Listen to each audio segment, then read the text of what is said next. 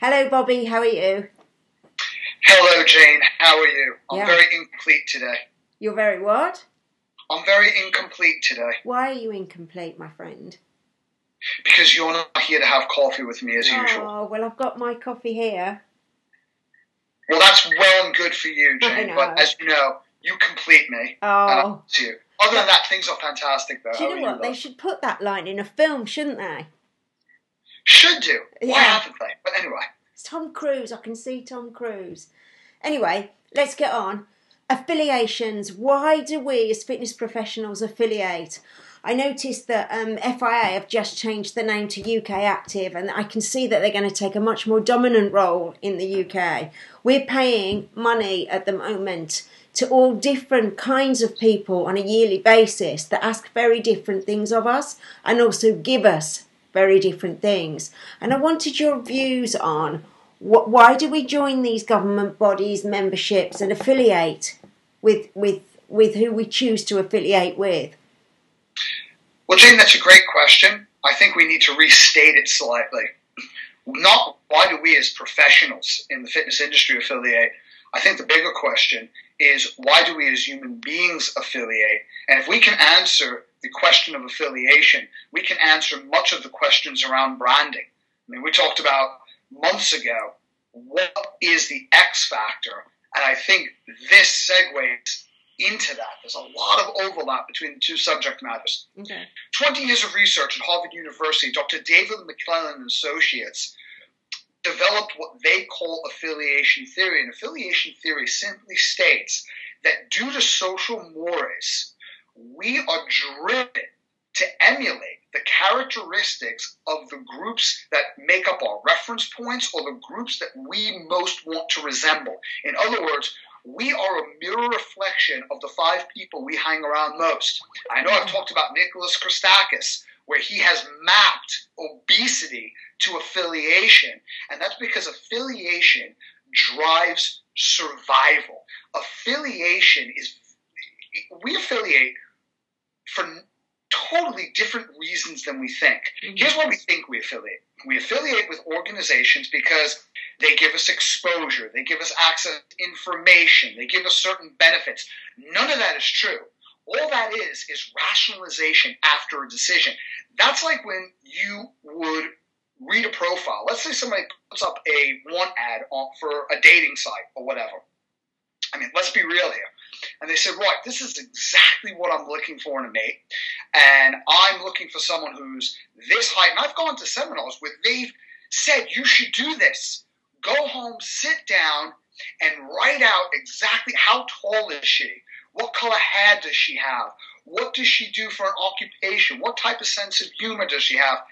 And, you know what, I think those seminars are giving you a prescription for lifelong loneliness because they're assuming that the laws of attraction reside in the frontal lobe, which is the last place. As a matter of fact, if you take a look at the research, who people choose as their life partner very often is in stark opposition to who they logically think they would choose. So, That's true.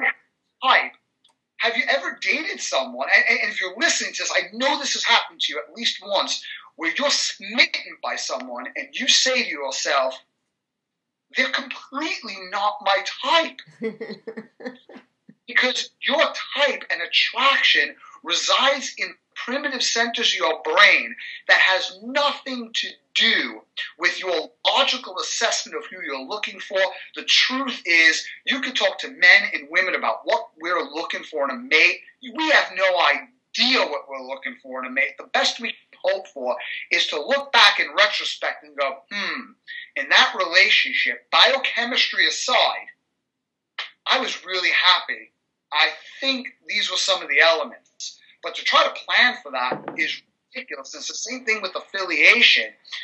Affiliation has to do not necessarily with the benefits we get or the logic of why we affiliate, but on a deep visceral level, because we resonate not with what an organization's doing or how they're doing it, but why they're doing it. Right. Think about the scenario.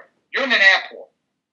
3 people are on their laptop, and they put up their laptop, and one laptop shines, and it says HP. the next laptop says Dell, and then the next laptop says Apple. Well, it doesn't say Apple. It has the little shiny... I was going to pick you up on that.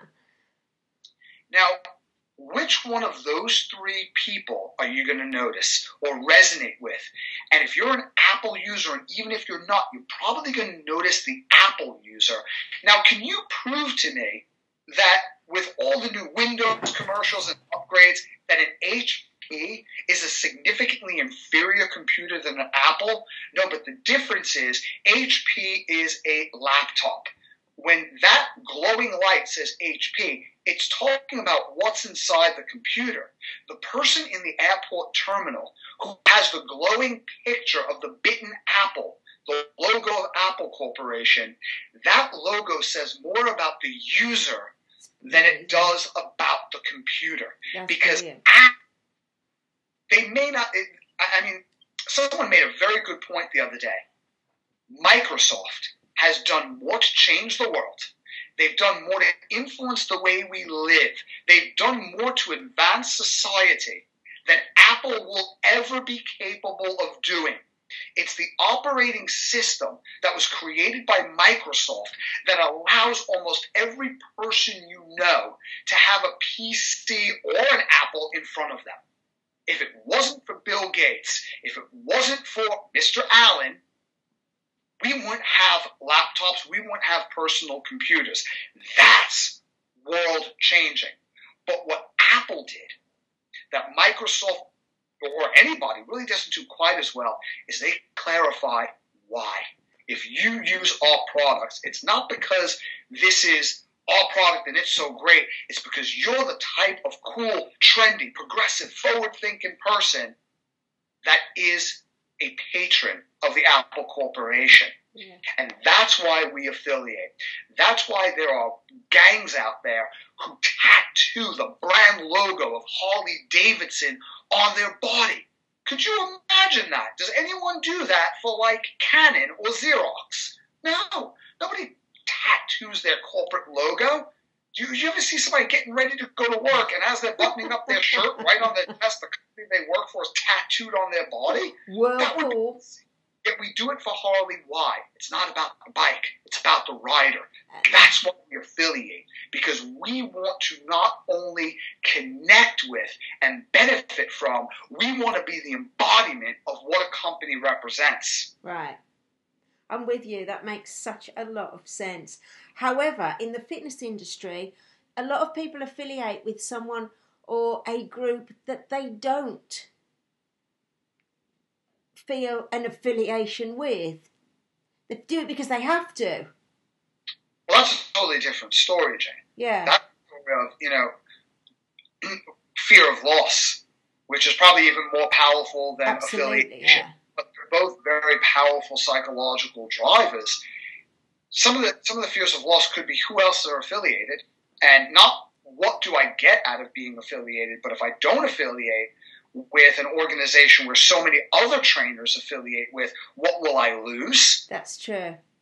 And the other part of affiliation is whether it's a fabricated lie or whether it's an authentic reality. If I don't affiliate, what does that do to my ability to work? Because there are certain standards which I'm expected to meet. And I do not think there's anything wrong with affiliation. As a matter of fact, everybody, unless you live in the woods and you live on seeds, has to affiliate. I agree. The problem with affiliation is unexamined affiliation. I think before anybody affiliates with any group, what they need to ask themselves, put the group aside for a second and say, what do I believe? Why am I in this industry? Not what do I do? Well, I do assessment, program design, implementation. No. That's the what. Forget the what and the how. Why? What is your reason for being? What inspires you to wake up early in the morning? And what inspires you to stay up late at night? And if you couldn't work in this industry anymore, what would be the deep sense of loss that would cause you physical and emotional pain? And if you don't have a why that big, you might think about re-examining your motives or finding another line of work, because I can't think of anything more devastating than to spend 8, 10, 12 hours a day, 5, 6, some cases 7 days a week, doing something that doesn't inspire you, but that's up to you. Now, if you can find your why, and this is very hard because the part of the brain, Jane, that feels and is inspired is not the same part of the brain that governs memory, that governs language, articulation. So it's two separate parts of the brain. So we can articulate what we do and how we do it and what our strategy is, but it's much, much harder to articulate the emotion that these things evoke. But it's essential because emotion, more than logic, drives behavior. Right. Period. And I'm not going to get into the research or the neuroscience behind that, but trust me, we are emotively provoked to do or not do anything. And once you identify what your why is, the next question is, what do I value? What are my core values? What's the way in which I live my life? And now you're taking a look at an organization. Does their mission, do they have a mission? If their mission is to collect monthly dues, I would ask, why do I need them? What would happen if I didn't? Yeah, I think that's a really good point. Yeah, because things either add to your life or they detract from your resources financially, or worse, you can always get more money, but you can never get more time. So time is a more precious resource. So ask yourself, what and who do I spend my time on? Very, very important. And is this organization giving me a return on my financial and on my time investment? And if they have a clearly articulated why, what are their core values? Do I resonate? Because when you resonate with something, you've got power because you've got solidarity. And then every single person who belongs to this affiliation is moving in a certain direction with a predetermined, inspiring, yet specified outcome. Yeah. If you don't have a direction and you don't have an outcome, all you're basically doing is trying to avoid pain by paying for something that if you didn't pay for it, you think you'd be missing out on something. Maybe so true. And in some cases, that's true. So you might get discounts, you might get information, maybe you get a newsletter you can't live without, or maybe you know what's going on in the industry. You know, I mean, for years I was part of PT on the net, and you know, why would I pay? At that point, it was $10 a month just for information, because it wasn't just information. Yeah. I knew what conferences were going on, who was speaking, in what city, and to be honest, many years Richard Boyd ran PT on the net, not as a storehouse of information, but as a talent agency where he connected everyone to everyone else. Would I pay $10 a month for that? No, I pay about $100 a month for that. They charge $10. So you got to ask yourself, forget about what it is. What does it do? Yeah. And why are they doing it? And what are the core values? And what's the end point? What does this company stand for? In the next 2 years, what's going to be the difference in my life and the industry if I'm affiliated? Yeah. And ask yourself the question, what would happen if I cancel my membership right now? And if it's, I won't lose anything, whether it's convenience, being more well-informed, a point of power. I also like being able to log on to something and say, I've got all this consolidated information by viable experts right at my fingertips. Yeah. I like that. But if you have that value, if you can't point to going, this is worth it, affiliate with someone else. Yeah, no, I'm with you. That's brilliant, Bobby. Have you noticed that Pippin hangs on your every word? He loves Bobby. Really tight like that. And let me tell you something. Most of what I've learned in the past few months, I've learned from Pip. Yeah, me too. I affiliate with him. All right then, it's so lovely to speak to you, and I can't wait for next week now. Neither can Pip. Oh dear. No matter what. He understands, he's got his values in order. That's a cat. All right, take care. Bye, Jane.